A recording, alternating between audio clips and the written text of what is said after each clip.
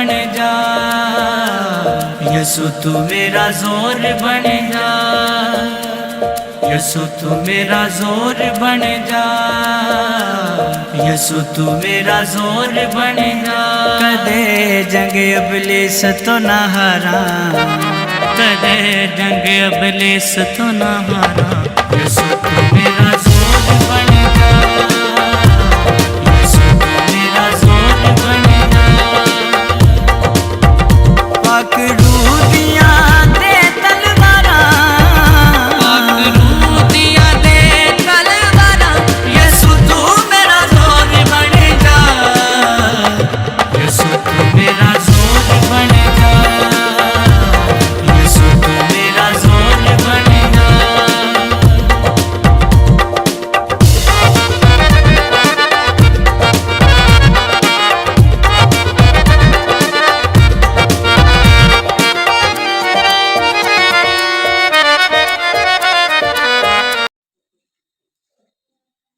और उसकी 21वीं आयत, पहला बाब 21वीं आयत। तो इस आयत को आप सब ने मेरे पीछे मिलकर आवाज बुलंद बोलना है। मत्ती की इंजील उसका पहला बाब और उसकी 21वीं आयत। उसके बेटा होगा और तुम उसका नाम यीशु रखना, क्योंकि वही अपने लोगों को उनके गुनाहों से नजात देगा। एक बार फिर बोलिए जरा मेरे पीछे। उसके बेटा होगा और तू उसका नाम यीशु रखना, क्योंकि वही अपने लोगों को उनके गुनाहों से नजात देगा। कलाम मुकद्दस पे पढ़े और उसके सुने और उसके कबूल किए जाने पर खुदावंद आप सबों को बड़ी बरकत। आज का हमारा जो टॉपिक रहेगा वो नजात रहेगा। नजात है क्या, और इस निजात को हर इंसान जो है ना वो पाना चाहता है, हाँ वो किसी भी रंग, नस्ल, मजहब, फिरका, किसी भी कौम, कबीले से, किसी भी उम्मत से उसका तल्लक क्यों नहीं है, वो निजात पाना चाहता है। निजात का मतलब है मुक्ति, निजात का मतलब है छुटकारा। और अगर हम इसका ग्रीक में जो मतलब देखते हैं ना, मैं सुबह देख रहा था इन दोनों का, शिफा का और निजात का मतलब एक ही है कि शिफा मिल जाए, छुटकारा मिल जाए, रिहाई मिल जाए। और निजात का मतलब जो ग्रीक में वो भी यही है कि हर इंसान जो है ना वो निजात पाना चाहता है, जिंदगी पाना चाहता है। और मुख्तलिफ एंगल से, मुख्तलिफ तरीकों से वो अपने अपने अकीदे, अकायद के मुताबिक जो है वो चलते हैं। और वो शायद समझते हैं किस तरीके से हम करेंगे तो निजात मिल जाएगी, मुक्ति मिल जाएगी। जैसे बहुत सारे जो वो हमारे लोग हैं तो वो जाते हैं, वो जाकर दरियाओं में, गंगा जमुना में जाकर नहाते हैं, सरनाम करते हैं, एक एक पांव पे खड़े रहते हैं, जंगलों बियाबानों में जाकर तपस्या करते हैं। और वो समझते हैं किस तरीके से हम निजात पाते। याद रखिए निजात जो है वो सिर्फ यीशु नाम में मिलती है, कि जो कोई उसका नाम लेगा वो निजात पाएगा, जो कोई उसका नाम लेगा। अब नाम तो देखिए जी जरा, नाम तो शैतान भी उसका लेता है, शैतान भी लेता है उसका नाम।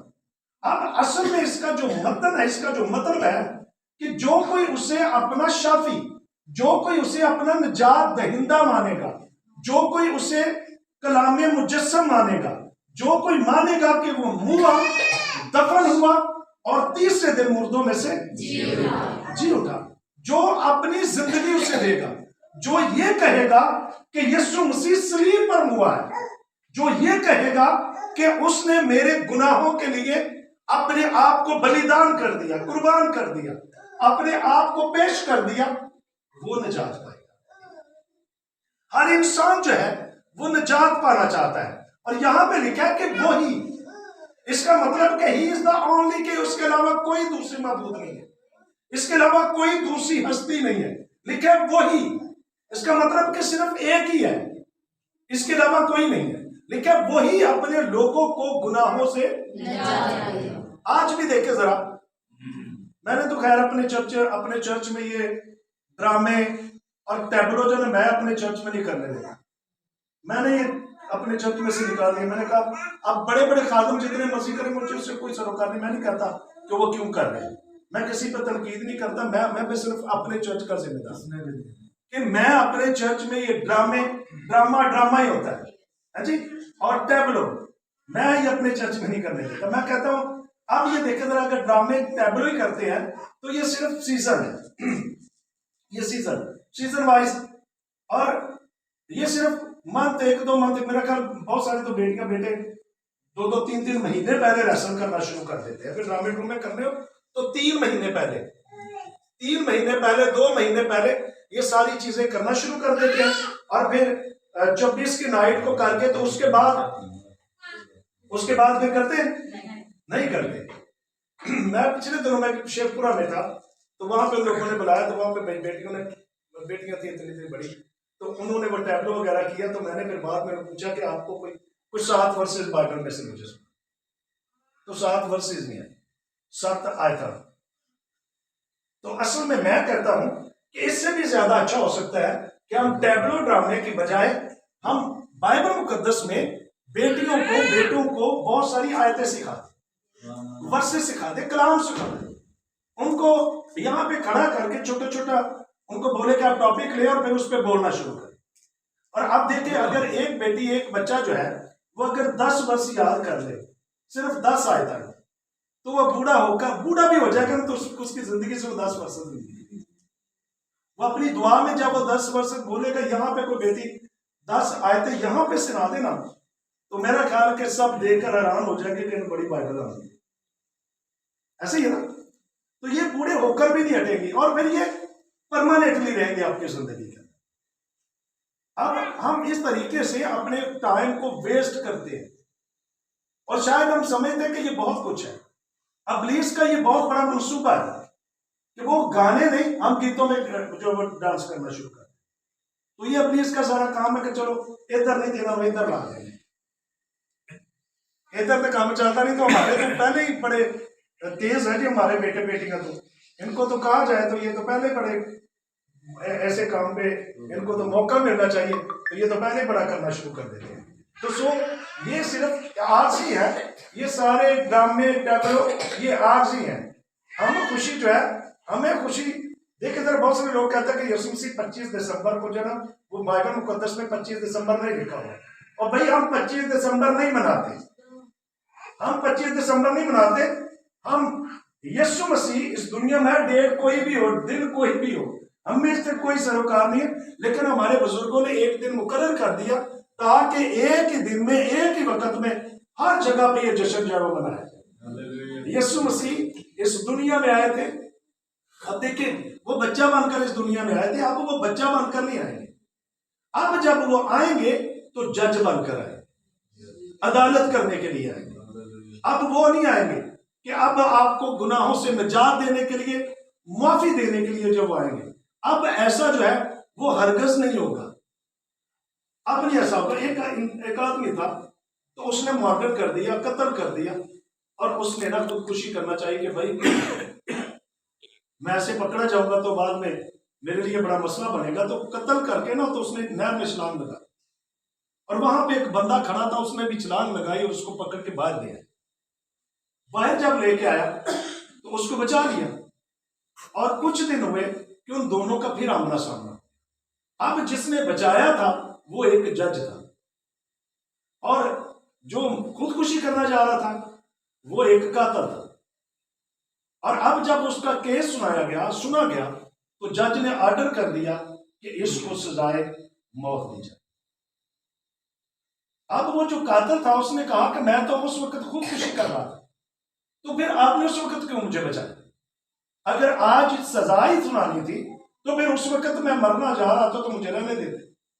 उसने कहा उस वक्त मैं एक इंसान था, इंसानियत के नाते मैंने तुझे बचा लिया। अब यहां पे मैं जो बैठा हूं, मैं एक जज हूं, और मैं यहां पे सिर्फ इंसाफ करूंगा। तूने मर्डर किया है, इसलिए तेरी सजा यही है। याद रखिए, यीशु मसीह हजारों साल पहले इस रोई जमीन पर आ चुके हैं, एक बच्चा बनकर आ चुके हैं। और आज भी हम ड्रामे टैबलो यही कर रहे हैं कि छोटी सी गुड़िया बना के तो वो रख के चरनी में, तो फिर उसके आगे आगे झुक के तो फिर सजदे सुजदे करके वो बच्चों को सिखाते हैं कि ऐसे करना है सजदा। और भाई सजदे तो यीशु का कीजिए सजदे यहाँ पे जितने मसीह, जिसको आपने देखा नहीं अभी तक, आपने नहीं देखा, लेकिन मैं खुदा का शुक्र अदा करता हूं, मैंने खुली आंखों से यीशु मसीह को 6 बार देखा, रोया खाबों को 6 बार देखा। ये मेरा तजर्बे है। फरिश्ते से मेरी मुलाकात ऐसी है जैसे अभी भाई मुझे हाथ पे नहाने के लिए आए थे तो मैं उससे मिला था, फरिश्ते से मैं ऐसे रोया खाबा की गल नहीं कर रहे, तो रोया खाबों में मैंने ऐसे फरिश्ते को देखा है, रोया खाबों में मैंने पता नहीं बहुत कुछ देखा है, लेकिन ये मैं जो मैंने लिटरली देखा है, फरिश्ते से मेरी मुलाकात ऐसे जब भी पाके हुई है, ऐसे थोड़ी हुई है। मैंने अपनी बुक में उसका कद और उसका रंग भी लिखा है कि वो कैसा था। इसे याद रखिए, आप ये एक्सपीरियंस कर सकते हैं, देख सकते हैं, कर सकते हैं, बजाय आप टैबलो ड्रामे करें और आप वो 2-3 घंटे जो करते हैं ना, वो 2-3 घंटे आप घुटनों के बंद हो जाए, आपको यीशु नजर आना शुरू हो। जब आप यीशु से बात करेंगे तो यीशु बात करेगा। हम बहुत सारा टाइम जाया करते हैं, और याद रखिए अगर आप वक्त को वेस्ट करते चले जाएंगे तो एक ऐसा वक्त आएगा कि ये वक्त आपको वेस्ट कर देगा। उसने कहा यहां पे मैं एक जज हूं, इसलिए मैं सिर्फ इंसाफ करूंगा। यीशु मसीह हजारों साल पहले एक बच्चे के रूप में आए और बड़े हुए, निजात का काम किया। यीशु मसीह सलीबी मौत मरे, दफन हुए, तीसरे दिन मुर्दों में से जी उठे, 40 दिन अपने लोगों में नजर आते रहे, फिर आसमान पर उठा लिए गए। अब जब वो आएंगे तो निजात देने के लिए नहीं आएंगे, उस वक्त आए।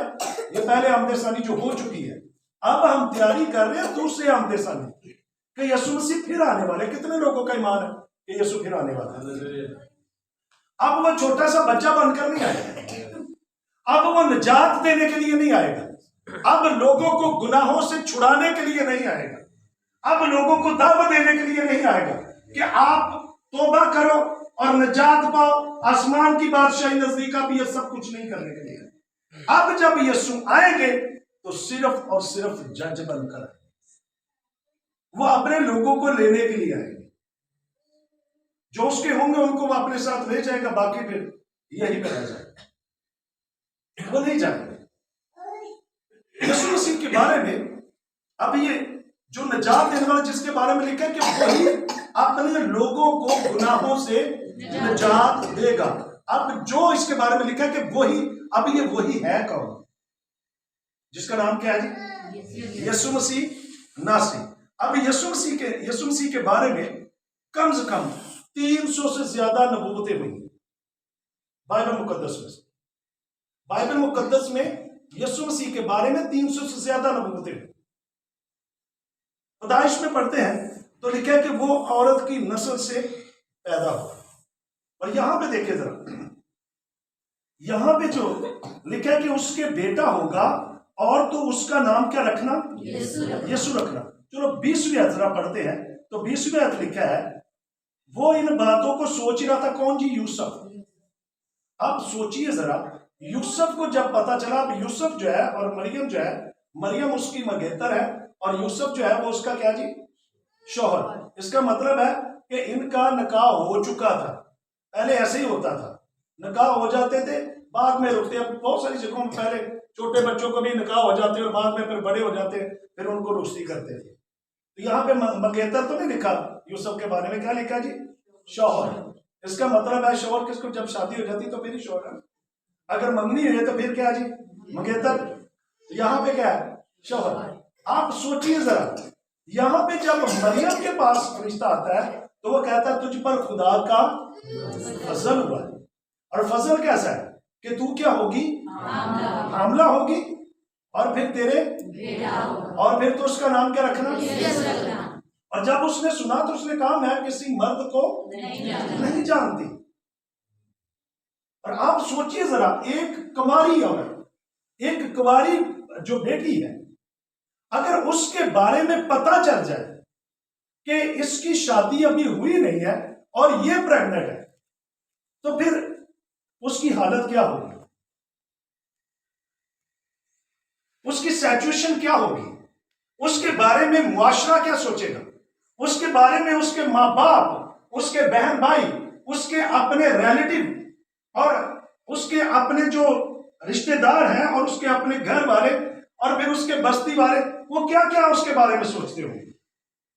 लेकिन मरियम ने इन सारी बातों की परवाह नहीं की कि मेरे घर वाले मुझे क्या कहेंगे। उसने ये नहीं सोचा कि मेरा मगेतर, मेरा जो शौहर है, होने वाला यूसुफ है, वो जब सुनेगा तो उसके दिल पे क्या बीतेगी, वो मेरे बारे में कैसे कमेंट्स करेगा, वो मेरे बारे में क्या सोचेगा। उसने नहीं देखा, उसने नहीं सोचा कि मेरे घर वाले मेरे बारे में क्या सोचेंगे, मेरे बहन भाई मेरे बारे में क्या सोचेंगे, मेरे रिश्तेदार मेरे बारे में क्या सोचेंगे, मुआशरा क्या सोचेगा। मुआशरे को अगर पता चलता कि ये देखिए जरा, ये शादी से पहले प्रेग्नेंट है, तो वो तो मार मार के पत्थर संसार कर दे। उसने इन सारी चीजों को पता था, इन सारी चीजों के बावजूद भी उसने कहा खुदावंद के कौल के मुताबिक हो, कि मैं अपने आप को पेश करती हूं। वो जानती थी कि ये सारी सिचुएशन का मुझे सामना करना पड़ेगा, ये सारी बातों का मुझे जवाब देना पड़ेगा। इसलिए उसने कहा कि मेरी भी मर्जी नहीं बल्कि खुदावंद की, कि मैं इन सारी बातों को सहने के लिए तैयार, कि मेरे बारे में लोग क्या सोचेंगे, क्या बोलेंगे, क्या कहेंगे, क्या वो रद्द अमल होगा। इन सारी चीजों को उसने एक साइड पे करके अपने आप को खाली करके खुदा के सामने पेश कर दिया कि तेरे कौल के मुताबिक ही होगा, जैसा खुदावंद तेरी मर्जी है वैसे ही मेरी लाइफ के अंदर वो पूरी हो, मेरी जिंदगी के अंदर वही। आज मेरा ख्याल अगर एक बेटी दुआ करना शुरू कर दे, हाँ जी, तो उसके अपने बहन भाई बड़ी भगतन बन गई, हाँ जी। जे कोई बेटा दुआ करना शुरू कर दे, उसके मुंह से कोई बात ऐसी निकल जैसे बड़ा पादरी बनया कर दे, इसका पता सानू सारे, बजाय कि उसको अप्रिशिएट करे, उसके साथ खड़े हों, उसके लिए दुआ करें, हम उसको डिसाइड करते हैं, हम उसके लिए पता नहीं कैसे कमेंट्स करते हैं। जैसे मर्जी भी बेटी बेटा हो, जैसे मर्जी उसने अपने गुनाहों से तौबा कर ली, मुआफी मांग ली, हमने अपनी आंखों से उसे देखा और बाद में हमने वही चीजें लेके बैठे रहना कि नहीं पता है सानू इदा अज परसों मैं किया 2-3 दिन पहला मैंने गाल कटी सी, यानी कि अब हो सकता है उसने तौबा कर ली हो, मुआफी भी मांग ली हो, खुदा ने उसे मुआफ भी कर दिया, दुनिया ने कर दी, लेकिन हम उसको माफ नहीं करेंगे, हम उसको वहीं पे रखेंगे, हम उसको वहीं पे रखेंगे। उसने ऐसे कर दिया। औरत ने देखे, उसने वो मरियम ने किसी बात की परवाह नहीं की, उसने किसको खुश किया, सिर्फ खुदावंद को और खुदावंद के कलाम। खुदा का बंदा पालूस क्या कहता है, पालूस कहता है अगर मैं आदमियों को खुश करता तो मसीह का बंदा ना होता। उसने इंसानों को खुश करने के लिए कुछ नहीं किया, और हम यहाँ पे क्या करते हैं, इंसानों को खुश करने के लिए पता नहीं क्या कुछ करते हैं। उसने सिर्फ किसको जी, खुदा को खुश किया। और दूसरी तरफ जरा सोचिए, यूसुफ के बारे में सोचिए, जब यूसुफ को पता चल गया कि वो प्रेग्नेंट है, तो उसने क्या किया, लिखा उसने चुपके से छोड़ देने का कि मैं इसे बदनाम नहीं करूंगा, बल्कि मैं इसे चुपके से, क्योंकि उसे पता चल गया था कि ये प्रेग्नेंट है, ये बच्चे की मां बनने वाली है। और सोचिए जरा, वो उसके जहन के अंदर क्या होगा, स्ट्रेस, उधर तो दिमाग फटना होगा ना, तन्हाई का शिकार हो गया होगा, वो अकेला बैठा होगा, वो सोचता होगा बार बार कि मरियम ने ऐसा क्यों किया, उसको क्या जरूरत थी, उसकी जिंदगी में ये सब कुछ क्यों हो गया। अब मैं क्या करूंगा, इसे चुपके से छोड़ दूंगा, मैं इसे बदनाम नहीं करूंगा, बल्कि क्या करूंगा, चुपके से। अगर मर्द को ऐसा पता चल जाए तो उसकी हालत क्या होगी, खुदकुशी करने पर मजबूर हो जाएगा, मरने मारने पर मजबूर हो जाएगा, मैं मार ही दूंगा या मर जाऊंगा, मेरे साथ इसने बेवफाई की। ये वफादार नहीं है, बदनाम नहीं करना चाहता था, प्यार करता था उससे, लेकिन चुपके से छोड़ देने का इरादा किया। लिखा है कि वो इन बातों को सोच रहा था और फिर रात को ख्वाब में खुदावंद ने दिखाई दिया कि जो कुछ उसके पेट में है वो रूहुल कुद्दस की कुदरत से है। तू अपनी बीवी मरियम को अपने यहां ले आने से ना डरे। अब दलेर हो गया, अब उसको समझ आ गई कि ये रूहुल कुद्दस की कुदरत के सबब से। खुदावंद उसे बता दिया था ख्वाब में कि वो रूहुल कुद्दस की कुदरत से पैदा होगा और तो उसका नाम क्या रखना, यीशु रखना, वही अपने लोगों को गुनाहों से। और अब उसने क्या, उसने कहा मुआशरा क्या सोचता है, क्या कहता है हमारे बारे में, मुझे मेरे रिश्तेदार दोस्त मेरे बारे में क्या कमेंट्स करेंगे, उसके बारे में क्या कमेंट्स करेंगे। अब मैं उसे क्या करूंगा, अपने यहां ले आऊंगा। और लिखा है बाइबल मुकद्दस में, जब हम आगे जाकर पढ़ते हैं तो फिर लिखा है कि उसकी 24वां लिखा है, बस यूसुफ ने नींद से जाग कर वैसा ही किया जैसा खुदावंद के फरिश्ता ने उसे हुक्म दिया था, और वो अपनी बीवी को अपने यहां ले आया। अब उसने एक्शन कर, अब उसने कोई परवाह नहीं की लोग उसके बारे में क्या कहते हैं, लोग उसके बारे में क्या सोचते हैं और कमेंट्स कैसे होंगे। उन सब चीजों को उसने एक साइड पे रखा, सिर्फ किसके लिए कि वही अपने लोगों को, ही इज नॉट ओनली, कि सिर्फ यही है, इसके अलावा कोई भी निजात नहीं दे सकता, इसके अलावा कोई छुड़ा नहीं सकता, कोई मुक्ति नहीं दे सकता, कोई निर्बाण नहीं कर सकता, कोई भी आजाद नहीं कर सकता। अब देखिए जरा, बीमार हो इंसान तो डॉक्टर के पास चले जाए तो मेडिसिन इंजेक्शन से वो शिफा पा सकता,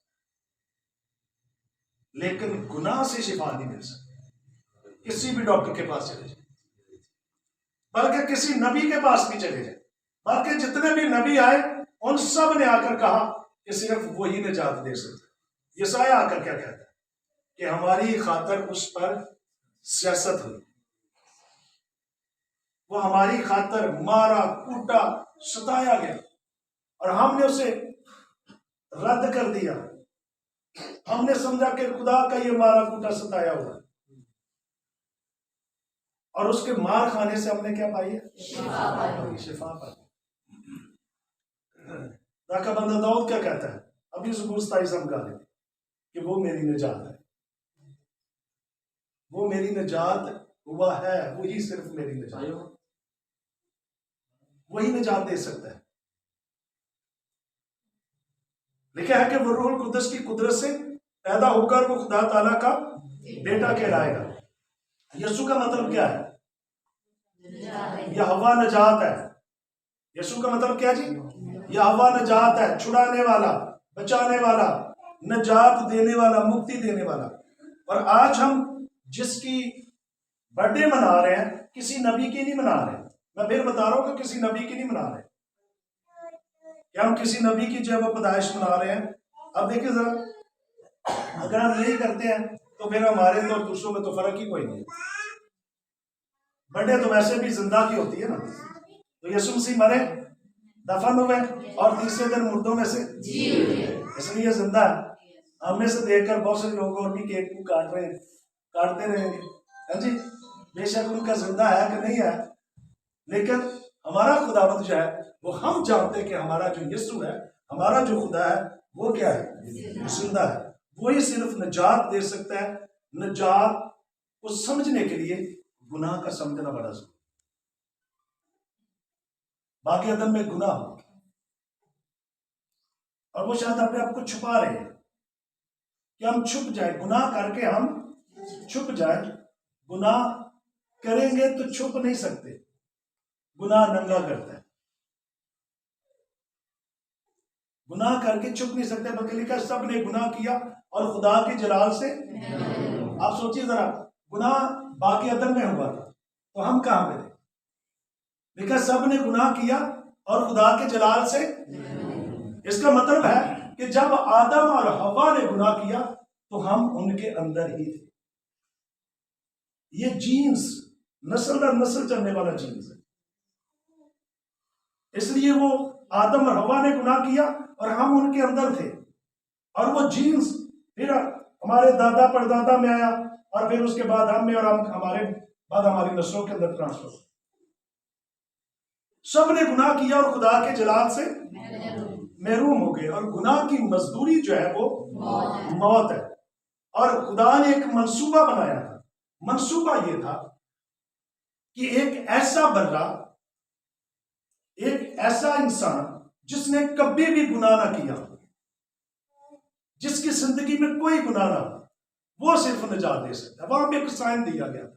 साइन क्या था कि आदम और हवा जब उन्होंने पत्तों से अपने आप को छुपाना चाहा, तो वो जानते थे कि बाहर निकलेंगे, धूप बड़ी है और धूप से पत्ते जो है वो सूख जाएंगे, और बाद में हम फिर नंगे के नंगे। वहां पे एक बर्रा जो था वो ज़बह किया, और फिर उसकी खाल से उनके चमड़े के कुर्ते जो थे वो बनाए गए थे, उनकी लुंगियां बनाई गई थी।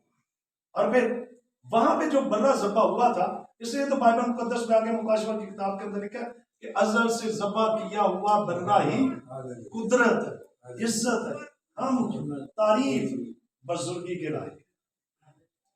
तो वो इसी की बात कर रहे हैं, असल से, शुरू से वो एक साइन था, और आगे आकर यीशु मसीह ने उसको पूरा किया।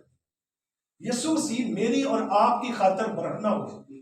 जब यीशु मसीह को सलीब पर लटकाया गया था, तो कोई तहमत, कोई धोती, कोई पजामा, कोई शलवार, ऐसी कोई चीज पहनाकर उसको सलीब पर लटकाया नहीं गया।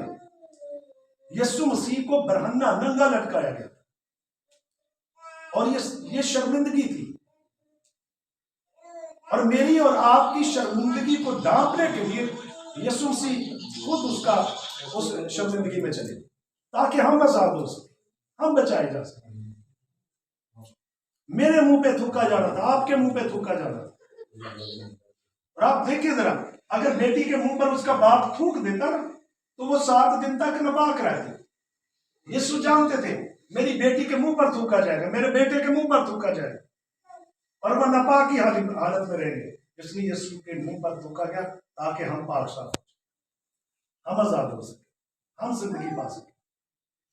यीशु मसीह लानती मौत मांगे, ताकि हम उस लानत से आजाद हो सके। और अगर आज भी हम उसकी सलीब को नहीं मानते, उसके लहू को नहीं मानते, उसके मरने को नहीं मानते, उसके जी उठने को नहीं मानते, यीशु मसीह से मरे नहीं, बाइबल मुकद्दस के मुताबिक सलीबी मौत मरे। हमारे लिए यह जरूरी है कि यीशु मसीह सलीब पर हुए, सलीबी मौत में हुए, सिर्फ मरे नहीं है। मौत चाहे वो किसी भी तरीके से हो सकती है, हादसाती मौत हो सकती है, एक्सीडेंट की वजह से हो सकती है। तो हमें जानना जरूरी है कि यीशु मसीह सलीबी मौत में हुए। अब इस गुनाह से आजाद करने के लिए एक ऐसे इंसान की, एक ऐसी शख्सियत की जरूरत थी जिसकी जिंदगी में कोई गुनाह ना। यीशु मसीह को जब पकड़ा गया, तो उस वक्त उस पर कोई गुनाह साबित नहीं हुआ। पैंतूस ने आलमों को बुलाया, काहनों को बुलाया, किताबें खोली गई, सारी रात चेक करते रहे कि कोई इस पर गुनाह साबित कर सके, और कोई भी गुनाह साबित नहीं हो सका। यीशु ने कहा था, तुम में से कौन है जो मुझ पर गुनाह साबित कर सके? किसी ने नहीं कहा। आज मुख्तलिफ किताबें बनाई जा रही हैं कि यीशु मसीह का फलां उस सामरी औरत के साथ अफेयर था, मरियम मगदलीनी के साथ अफेयर था, फलां के साथ उसकी शादी, फलां के साथ अफेयर, पता नहीं कैसी कैसी किताबें बनाई जा रही, कैसी कैसी किताबें बनी हैं, और लोग पढ़ रहे हैं। और यीशु मसीह पर तरह तरह की बातें कि उसकी जिंदगी में ये भी गुनाह था, वो भी। और भाई, हमसे ज्यादा वो पढ़े लिखे थे जिनको आज मैं और आप पढ़ रहे हैं। हमसे ज्यादा वो अक्लमंद थे, जिनके हाथों से लिखी गई बाइबल है वो। इसमें से कोई चीज चेंज कर दे खुदा, कि कोई आयन चेंज कर दे, कोई कानून चेंज कर दे, कोई बात चेंज कर दे, यीशु भी नहीं कर सकते। जो कुछ इसमें लिखा गया वो अटल है, और यही कुछ रहेगा। इसलिए निजात को समझने के लिए गुनाह को समझना जरूरी है कि इंसान गुनाह में मर रहे थे, गुनाह की मजदूरी मौत थी, और हर इंसान जो है वो जिंदगी पाना चाहता है, हर इंसान निजात पाना चाहता है। इसलिए यीशु मसीह आए ताकि लोग जो है वो गुनाहों से आजाद हो सके, निजात पा सके। और आप देखिए जरा, गुनाह की मजदूरी मौत, गुनाह का असर जो है वो बाद में नजर आता है, उस वक्त तो नजर नहीं आता, बाद में नजर आता है। पहला बागी अदम में कत्ल हो गया था, भाई ने भाई को ही कत्ल कर दिया, कायन ने हाबिल को कत्ल कर दिया। कुर्बानी दोनों ने पेश की है। अब दोनों कुर्बानी में फर्क क्या है कि जो हाबिल ने कुर्बानी पेश की है वो खाकसारी की हालत में, शिकस्ता दिली की कुर्बानी थी, और जो कायन ने कुर्बानी पेश की थी वो बेहसी की थी, बेहस होकर। इसलिए तो उसने मुंह चलाया कि भाई तेरी कुर्बानी कबूल हो गई, मेरी क्यों नहीं हुई। खुदावंद शिकस्ता दिलों की दुआ को सुनता है, शिकस्ता दिलों की कुर्बानियों को कबूल करता है, और हाबिल ने यही किया। और इसका असर बाद में मिला। और असर कैसा आया? असर ये हो गया, असर ऐसा हो गया कि जमीन ने ऊंट कटारे उगाना शुरू कर, उस गुनाह के असर के सबब से जमीन ने ऊंट कटारे। और फिर ये जानवरों में भी नजर आता है ये असर। पहले क्या था? जानवर इंसान कट्टे थे जी, था उनमें कोई क्या भी ये शेर खा जाएगा, हार जाएगा, मार देगा, सारे इकट्ठे ही थे। बाद में नजर आया कि अब जानवर भी एक दूसरे को मारना शुरू कर दे, इंसान भी डरना शुरू। ये बाद में असर उसका नजर आया। और फिर यही गुनाह की मजदूरी, जो मौत, जब गुनाह दुनिया में आया तो फिर इसके साथ मौत आ गई, इसके साथ दुख, इसके साथ परेशानी, इसके साथ बीमारी, लाचारी, इसके साथ बदरूहें और शैतान की बादशाही, और फिर इसके साथ और बड़े जादूगर और बहुत सारी चीजें जो हमें नजर आई। ये बाद में असर जो था, उस गुनाह का असर ये था। और आज देखिए वही सारा कुछ आ रहा है, वही नजर आ रहा है। बदरूहें भी काम कर रहे हैं, लोग बीमार भी है, परेशानी भी है, दुख में मुब्तला है, तरह तरह के वायरस उस वक्त भी आ रहे थे, अब भी आ रहे, अब आने वाले दिनों में भी आए। हाल ही में एक वायरस गया जी, कोरोना। हाँ जी, आने वाले दिनों में भी और बहुत सारे वायरस काम करेंगे। यीशु मसीह निजात देते, यीशु मसीह के अलावा कोई निजात नहीं दे सकता, कोई छुड़ा नहीं सकता, कोई जो है वो बचा नहीं सकता, क्योंकि किसी के अंदर ये पावर, ये कुदरत नहीं है। एक ही के पास पावर है और एक ही के पास कुदरत है, और वो खुदा हो सकता है। और यीशु मसीह के बारे में लिखा है कि कलाम मुजस्सम हुआ और हमने उसका ऐसा जलाल देखा जैसे बाप के इकलौते का जलाल। कलाम मुजस्सम हुआ, इब्तिदा में और कलाम खुदा के साथ था, और फिर आगे कलाम ही खुदा था। अब ये जो कलाम बार बार आप बोल रहे हैं, यीशु मसीह नासरी के बारे में, यीशु मसीह शुरू से थे। लिखा मुजस्सम हुआ, पैदा नहीं हुआ, यहाँ पे लिखा मुजस्सम हुआ कि जिस्म इख्तियार कर, वो तो शुरू से है। पैदाइश पहले चैप्टर को पढ़े तो आपको पता चलेगा कि यीशु मसीह शुरू से है। इसलिए तो जब जो लोगों के साथ जब बात हुई फकीह और फरीसियों के साथ, उसने कहा मैं तो तुम्हारे बाप अब्राहम से भी पहले। उसने कहा भाई तेरी उम्र तो 50 साल ही हुई, तो तू कैसे कह सकता है? तो यीशु ने कहा इससे पहले अब्राहम पैदा होता नहीं, मैं उससे पहले मैं था, उससे पहले ही मैं ही हूं। इसे याद रखिए कि यीशु मसीह वाहिद वो शख्स है जो सलीब पर सबके गुनाहों को छुड़ाने के लिए हुआ, सारी दुनिया का निजात देता है। यीशु जब दुनिया में आया तो फिर खुदा ने सारी दुनिया से मोहब्बत रखी, और ऐसी मोहब्बत रखी कि जो कोई उस पर ईमान लाए हलाक ना हो बल्कि हमेशा की जिंदगी पाए। यीशु मसीह सबको बुलाता है, सब निजात नहीं पाएंगे, ये भी मैं आपको बता। सब निजात इसलिए नहीं पाएंगे क्योंकि सब निजात के पास आएंगे नहीं। ऊपर ऊपर से भी बहुत सारे लोग, हमारे अपने भी,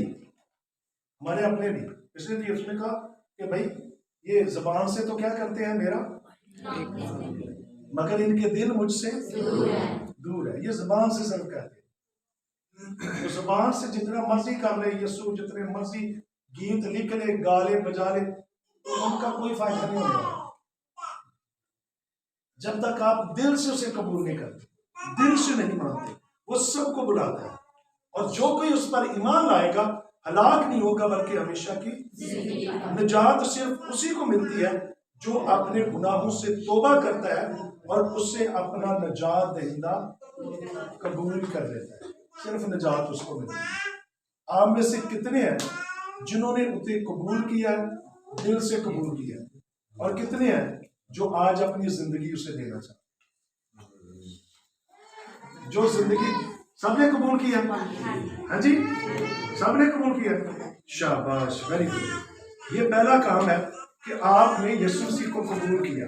इसके बाद दूसरी जो सीढ़ी है वो है आपने गुनाह से तौबा करना, उसको तर्क कर देना, गुनाह को तर्क कर देना कि दोबारा गुनाह नहीं करें, दोबारा गुनाह नहीं करें।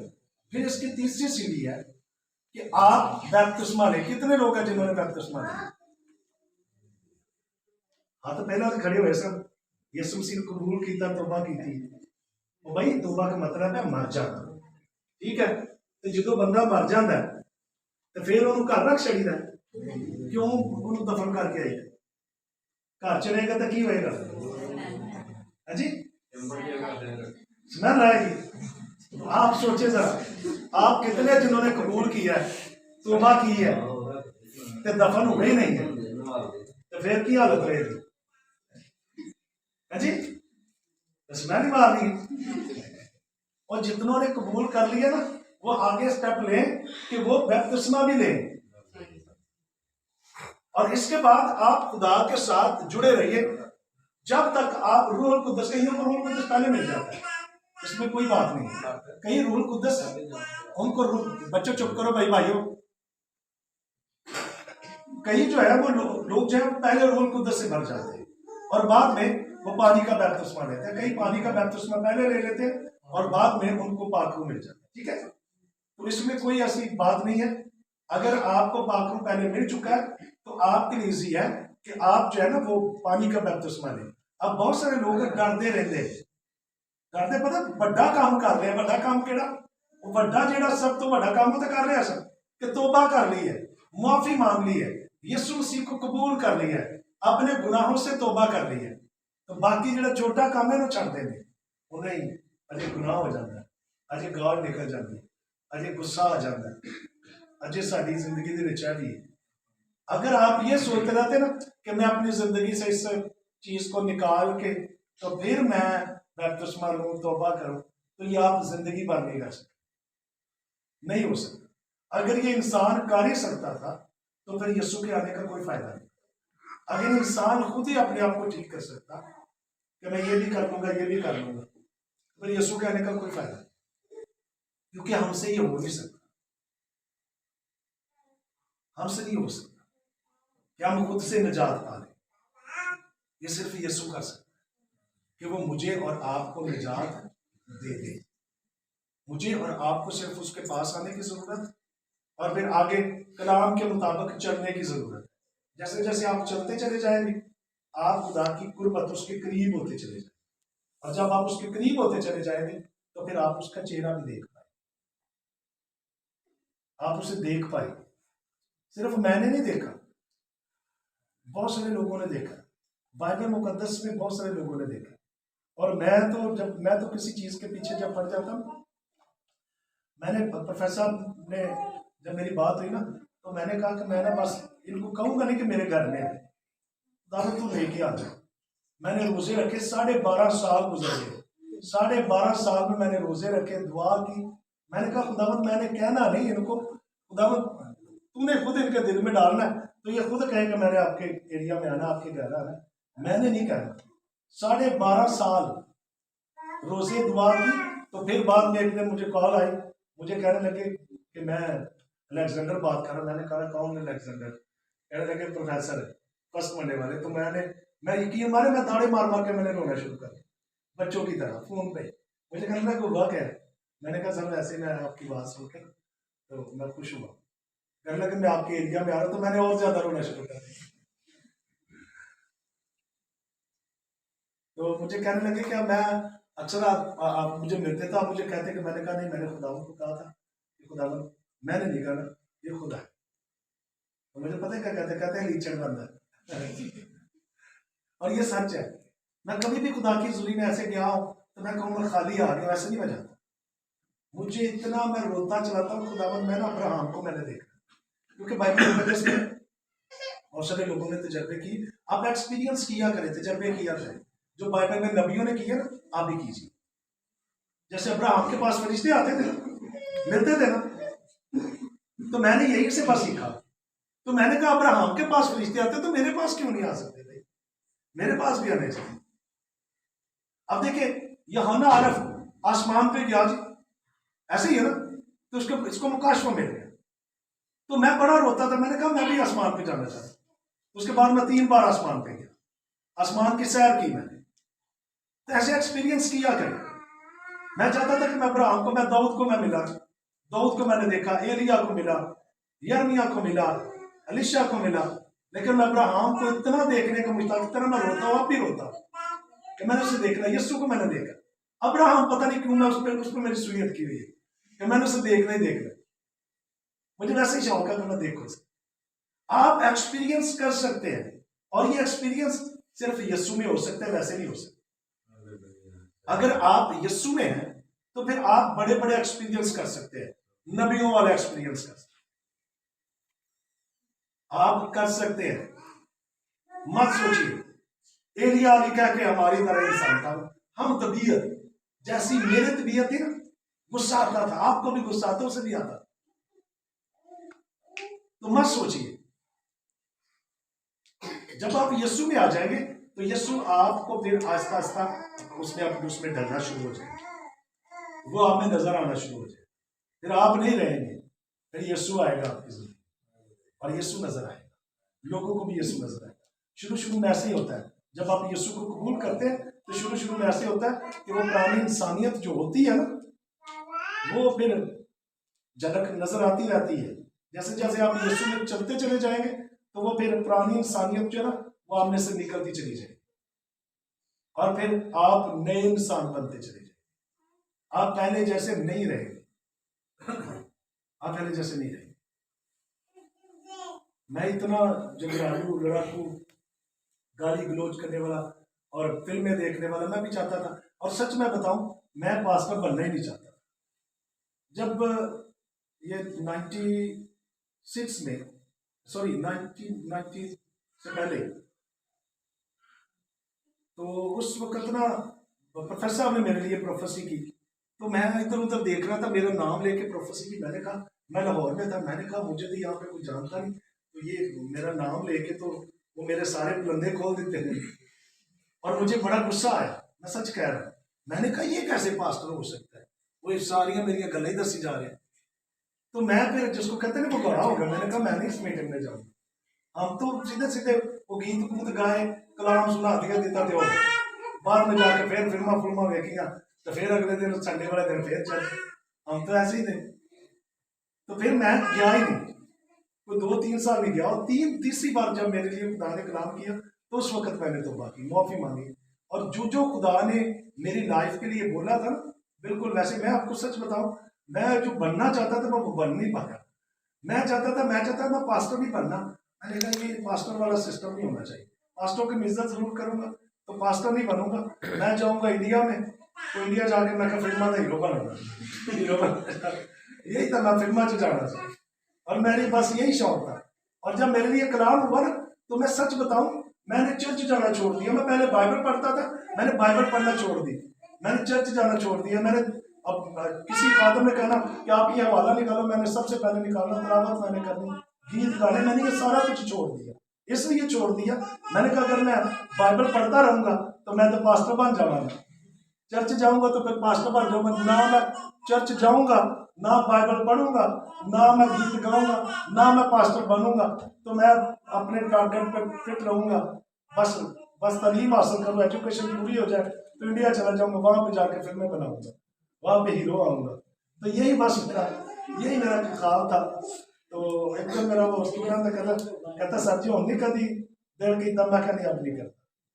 अब यीशु ने ऐसे ही बना दिया, उसकी शुक्रगुजारी है। अब तो शायद रहता तो गुनाह में मर जाता, लेकिन खुदा का मंसूबा मेरे लिए कुछ और था, और ये था कि मैं जिंदगी पाऊं और कसरत ना कि सिर्फ मैं पाऊं, लोगों के पास और उनको बताऊं कि यीशु मसीह जिंदगी देता है और कसरत की जिंदगी देता है। इसलिए याद रखिए, खुदा के प्लान आपके लिए बड़े ही जबरदस्त है। हमेशा अपने लिए बोला करें कि खुदावंद तेरे प्लान मेरे लिए बड़े ही जबरदस्त है, यूनिक है, खूबसूरत है, भले है, चंगे है, और तेरे प्लान मेरी लाइफ में पूरे होंगे। उसके प्लान, हमारे प्लान जो ना वो गलत हो सकते हैं, लेकिन खुदा के प्लान हमारी लाइफ के अंदर जो वो बड़ी जबरदस्त है। इसे याद रखिए, जब मुझे पता चला कि यही नजात देगा तो मैंने सिर्फ यीशु को कबूल किया। मैं सन 2000 में बहुत ज्यादा बीमार हो गया था, डॉक्टरों ने मुझे लाइलाज कर दिया। मेरा हार्ट जो था ना वो बिल्कुल डेड हो चुका था, और जो डॉक्टर की मशीन थी ना वो कहती थी कि ये डेड है, कोई स्टेथोस्कोप कुछ भी। डॉक्टर पागल होकर कहने लगे कि यार ये बंदा तो इसका हार्ट ही फेल है, इसका दिल तो बंद है, एक मुर्दे का दिल है, तो ये ठीक है, ये चल फिर रहा है। तो मुझे उन्होंने कहा कि इसको घर ले जाओ, ये ज्यादा से ज्यादा 3 दिन 4 दिन जिंदा रहेगा, इसके बाद कुछ नहीं। मैंने अपनी डायरी में हर रोज डायरी लिखता था, उस वक्त मैंने ऐसे किया था, तो डायरी हर रोज लिखता था। तो मैंने अपने दिल की वो सारी बातें लिख दी, कफन के लिए पैसे रख दिए, खाने खूने के पैसे रख दिए, मैंने पूरा इंतजाम कर दिया कि अब जो है ना वो मेरी डेथ हो जाएगी। ये सन 2023 साल पहले की बात है। तो सब कुछ मैंने मुकम्मल करके रख दिया। आज पहला दिन, कल दूसरा दिन, तीसरा दिन, जब चौथा दिन था तो उस वक्त ऐसे मैं चेयर पर बैठा हुआ था, तो बस वेट कर रहा था कि आज मेरा लास्ट डे है, तो बस इसके बाद मैं जिंदा नहीं रहूंगा, मर जाऊंगा। तो मैंने कहा ठीक है खुदावंद, अगर तेरी मर्जी ऐसी है तो फिर ले जा। तो मेरे घर वाले एक दूसरे रूम में थे, मैंने अपने आप को कमरे में बंद किया हुआ था। मैं नहीं चाहता था कि कोई मेरी हालत देखे या फिर वो मुझे देख के मेरे माँ बाप रोए। तो मैं अपने घर में लाडला था, तो मुझे बड़ा दुख था कि यार मुझे देखेंगे तो फिर ज्यादा रोएंगे। वैसे मैं बैठा हुआ था, तो बस बार बार मुझे आवाज आती थी कि मैं डॉक्टरों का डॉक्टर, हकीमों का हकीम, तबीब आज़म, मेरे पास आ जाए। तो मैंने कहा खुदा कौन है ये? तो मैं बदरू होकर झिड़कता रहता, तो पता नहीं बदरू है ये। उस वक्त मुझे पता नहीं था इतनी, वो मेरे उस वक्त खिदमत के सिर्फ 6 साल थे, खिदमत के 6 साल, और 6 सालों में खुदा ने मुझे बड़ी जबरदस्त तरीके से इस्तेमाल किया। उस वक्त भी मैं खिदमत में था जब बीमार हुआ। आप ये मत सोचिए कि जब आप तौबा कर लेंगे, जब आप बपतिस्मा ले लेंगे, जब आप गैर जुबानें बोलेंगे तो आप बीमार नहीं होंगे, आप मुसीबत में, आप परेशानी में नहीं आएंगे। ऐसा नहीं हो सकता। आप आएंगे, आपके लिए मुसीबतें तैयार, आपके लिए परेशानियां तैयार, आपके लिए दुख तैयार है, आपके लिए लोगों की जुबान के कोड़े तैयार है, वो सारा कुछ आपको सहना पड़ेगा। तो मैं यही कह रहा था, तो कोई मुझे कह रहा था घुटनों के बाल हो जाए, तो मैं यीशु को कह रहा था, मैं भी ठीक होकर कह रहा, मैं पहले मुझे शिफा दे, दावत अगर तुम ये बात से घुटने दे बालों। कभी कभी हम अपनी मनवाते हैं, हम एक पाकरू को भी आर्डर कर देने कभी कभी, पाकरू तू इंज कर जिवें मर्जी है तेन करना ही पैना जी, आर्डर करना शुरू कर दे। खुदावंद यीशु ने भी आर्डर करना शुरू कर दे, यीशु मैनू नहीं पता, तू करके विखाना सब लग पता जाएगा कि तू करके विखा है जी। ये नहीं करना, ये तो वहां पर मैं गलत था, तो मैं कर रहा था कि यीशु तू पहले मैनू ठीक कर, बाद च घुटने दबाले, बाद च सजदा कर, और मैं यही कर रहा था। और उस वक्त फर्स्ट टाइम मैंने खुली आंखों से यीशु मसीह को देखा, उसके लहू को मैंने अपने ऊपर आते हुए देखा। मुझे पता ही नहीं चला, मैं से चेयर पे बैठा हुआ था, मेरे ऊपर जब वो लहू आया ना तो मेरी चीखें निकल गई, मैं मुंह के बल नीचे गिर गया, मुझे पता ही नहीं चला कि मेरे साथ हुआ क्या। और फर्स्ट टाइम मैंने अपनी लाइफ में 3 घंटे प्रेयर, मुझे पता ही नहीं चला। तो मैंने फिर थोड़ा सुधर चेक किया कि मैं पहले से ठीक हूँ। मैंने अपने दिल पे हाथ रखा और दिल अब धड़क रहा था, पहले नहीं पता चलता था, मैंने हाथ रखा तो धड़क रहा, फिर मुझे पता चला कि अपना कुछ बेहतर है। तो मैंने कोई 10-15 मिनट थोड़ा सा चला फिरा, फिर घुटनों के बल हो गया, फिर मैंने 3-4 घंटे घुटनों, फिर बाद में मुझे पता चल गया कि यही चीज है कि जो मुझे ठीक कर सकती है। फिर मैंने अपना बिस्तर ही नीचे लगा दिया सारी सारी रात पता नहीं मैं प्रेयर करता, और जब नींद आ जाती वैसे सो जाता, फिर उठ जाता, फिर प्रेयर, और सारी सारी रात मेरी ऐसे गुजर जाती। और फिर उसके बाद खुदा ने जब मुझे खड़ा किया, उसके बाद फिर खुदावन ने हर तरफ लहरा बहरा कर दी थी, सब ठीक हो गया। उसके बाद फिर बीमार नहीं हो। उसके बाद फिर खुदावन ने मेरी जिंदगी में बड़े काम किए, लोगों की जिंदगियों में खुदावन ने बड़ा काम किया। कुछ छह मुर्दे जिंदा हो चुके हैं, जिनको डॉक्टरों ने रिकमेंड कर दिया, उनके डेथ सर्टिफिकेट बन गए, खुदावन ने उनको जिंदा किया। और पता नहीं बड़े बड़े काम कर दिए थे, मुझे तो याद भी नहीं है। आप किसी कोई भी कहेंगे कि ये एक्सपीरियंस हुआ मेरी लाइफ में, तो मैं आपको बताऊंगा कि ये मेरी लाइफ में एक्सपीरियंस हुआ। इसलिए मैं कहता हूं कि आप एक्सपीरियंस तजर्बे करना सीखिए। बाइबल मुकद्दस जो है ना, वो एक ऐसी तजर्बागाह है जिसपे आप तजर्बे कर सकते हैं, सही तजर्बेगाह आप कर सकते हैं। कोई भी तजर्बा आप करें, आपकी जिंदगी में मौत से शिफा, यीशु से बात करना, यीशु को देखना, फरिश्तों से मिलना, फरिश्तों से बात करना, और तरह तरह के मुकाशफात, आसमान पर जाना, आप ये सब कुछ बाइबल मुकद्दस में से सीख सकते हैं। और आपकी जिंदगी में ये सब कुछ हो सकता है। मत सोचिए कि मैं गुनहगार हूं, क्योंकि सब ने गुनाह किया और खुदा के जलाल से, लेकिन जब हम यीशु को कबूल कर लेते हैं तो फिर हम गुनहगार नहीं रहते, बल्कि उसका लहू हमें पाक और साफ कर देता है, और फिर हम निजात याफ्ता बन जाते हैं, हम निजात पा चुके हैं। इसलिए जिन लोगों ने आज तक यीशु को कबूल नहीं किया ना, सबसे पहले वो करें, अपनी जिंदगी यीशु को दे, बैठे बैठे। आइए अपनी आंखों को बंद करें, और जो लोग दुआ करवाना,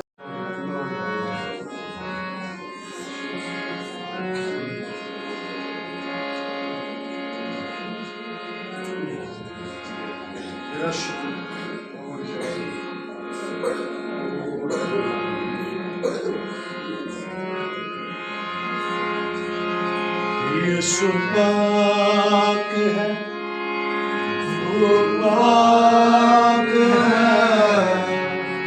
सजदों पे सजदे करूं मिलके। यीशु पाक है, वो पाक है, सजदों पे सजदे करूं।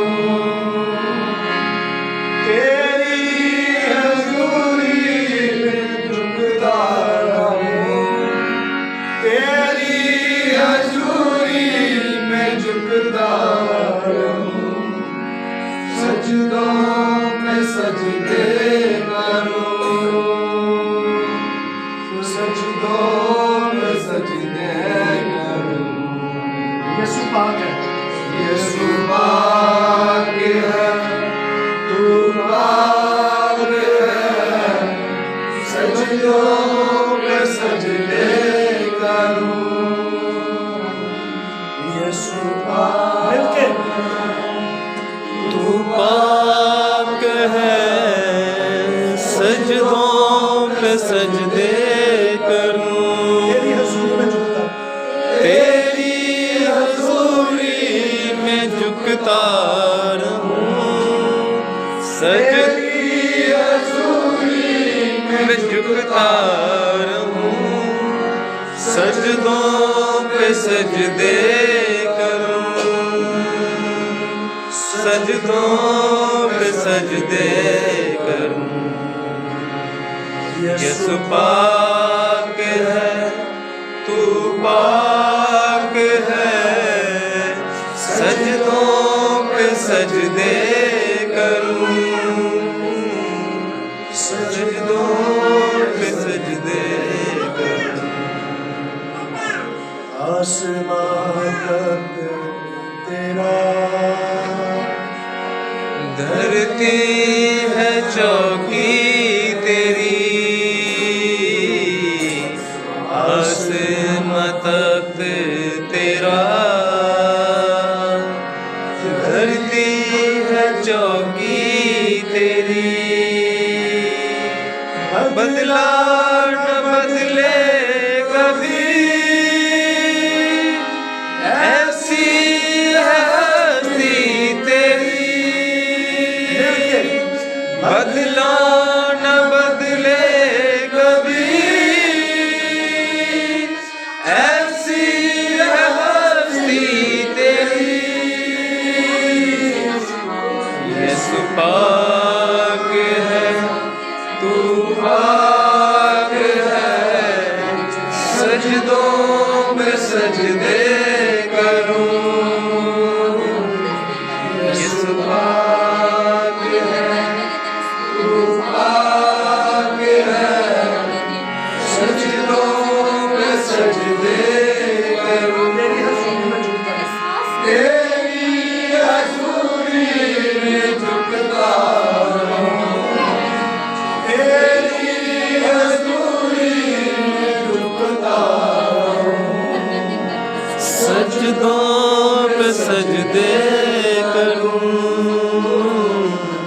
सजदों पे सजदे करूं।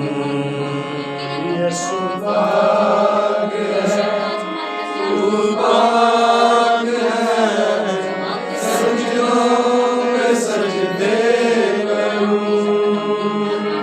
यीशु पाक है, तू पाक है, सजदों पे सजदे करूं। तेरी हजूरी में झुकता हूँ, तेरी हजूरी में झुकता हूँ। सजदों पे सजदे करूं, सजदों पे सजदे करूं, सजदों पे सजदे यीशु जी, सजदों पे सजदे। आइए, जो गैर जुबाने बोल सकते हैं वो गैर जुबाने बोले। बाकी लोग जो है वो खुदावंद को कहें कि खुदावंद मैं भी चाहती हूँ कि खुदावंद मुझे भी उधर से भर दे, ताकि मैं भी ये तजर्बा हासिल कर सकूँ, ताकि खादम जो गैर जुबानों में दुआ कर सकते हैं वो गैर जुबानों में दुआ कर। आइए सब दुआ करें, कोई भी जुबान को मोश जैसे आपकी आवाज वर्षिप में आती है, कोई भी जुबान को मोश। आइए यही वो बात है, आप अपनी बरकत को नसीब कीजिए, अपनी बरकत को ले लीजिए, क्योंकि वो इस वक्त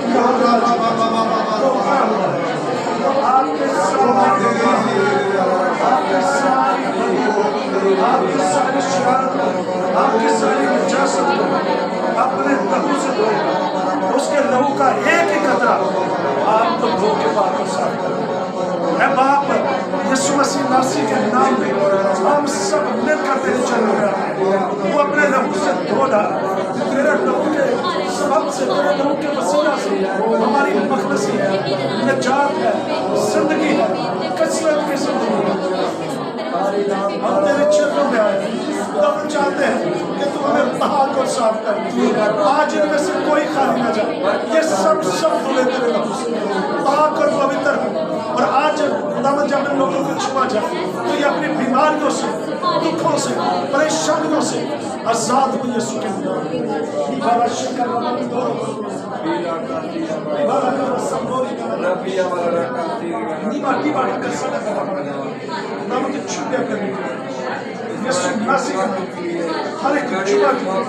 हर एक बर्तन की, हर तरह की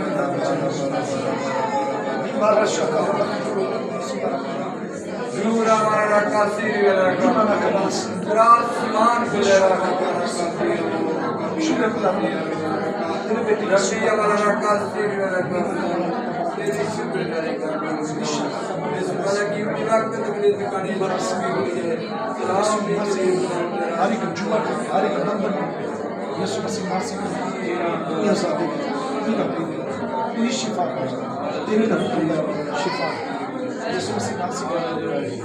शिफा बेटे सारे बंदे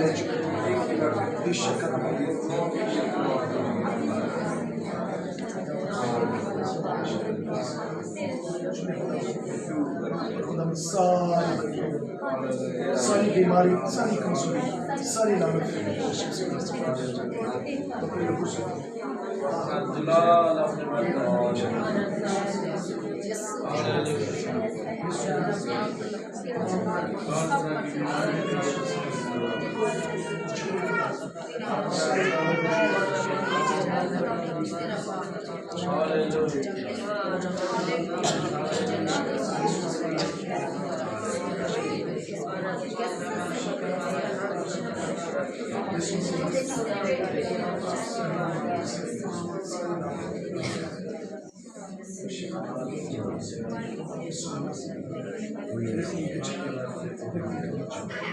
इसके सारे मंसूबे आइए सब शुक्रगुजारी करना शुरू, सब शुक्रगुजारी करना शुरू। कुछ भी नहीं मांगना, कुछ भी नहीं मांगना, सिर्फ शुक्रगुजारी करें, सब शुक्रगुजारी करें कि खुदावंद तेरा शुक्र, तूने सारे बंधन, सारे जुए तोड़े, तूने सारी लानतों को खत्म किया, तूने हर तरह का जुआ तोड़ डाला, तूने शिफा को जारी किया। तेरे लहू की धारा से, वो बहती हुई धारा जो सलीब से बही, जो तेरे हाथों और पैरों से निकली, जो तेरी चींदी पसली से निकली, हमने उसको अपने ऊपर अप्लाई किया, हम आजाद हो गए।